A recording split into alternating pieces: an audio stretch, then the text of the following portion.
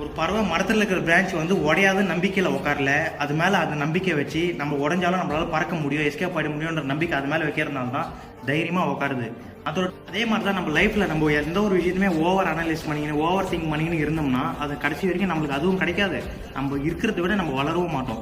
என்ன நடந்தாலும் நம்ம பார்த்துக்கலாம்டா, நம்மளால வந்து மீள முடியும்டா, நம்ம வந்து மூவ் ஆன் பண்ண முடியும்ன்ற நம்பிக்கை நம்ம மேலே வச்சா, எக்ஸாம்பிள் பறவை நான் சொன்னாலே அதே மாதிரி நம்ம நம்பிக்கை நம்ம மேலே வச்சா நம்ம தாராளமாக நம்ம ஜெயிக்கவும் முடியும், நம்மளால வளரவும் முடியும். மனசுக்கு ரொம்ப பிடிச்ச விஷயத்த பண்ணலாமா பண்ணக்கூடாத ஓவர் திங்கிங் பண்ணுற பதில் அதை நம்ம செஞ்சு பார்ப்போம். நம்ம சக்ஸஸ் ஆனால் ஓகே, ஃபெயில் ஆனால் அதில் ஒரு எக்ஸ்பீரியன்ஸ் கிடைச்சிங்கன்னு அதை விட பெட்டராக நம்ம வந்து ட்ரை பண்ணுவோம். இப்போ நம்மளுக்கு பிடிச்சது பண்ணிங்கன்னே நம்மளை வந்து தோற்று போகிறோம்னு வச்சுக்கோங்க, என்ன ஆகிடு போகுது? ஒன்றும் ஆகாது. நம்மளுக்கு அதில் வந்து எக்ஸ்பீரியன்ஸ் கிடச்சி நம்ம வந்து அதை விட சூப்பராக நம்ம வந்து இந்த தப்பு பண்ணாமல் நம்ம ட்ரை பண்ணுவோம். அதுதான் நடக்கும் கைஸ். நம்மளுக்கு ரொம்ப பிடிச்ச விஷயத்த நம்ம செஞ்சு தோக்கிறத விட அதை ட்ரை கூட பண்ணாமல் இருந்தால் அதோட வலி வந்து அதிகம். அதனால் எக்காரணத்து கொண்டோ எதுவுமே நீ ஓவர் திங்க் பண்ணாதீங்க. ஒரு விஷயம் பிடிச்சிருக்கா, ஒரு விஷயம் நம்மளுக்கு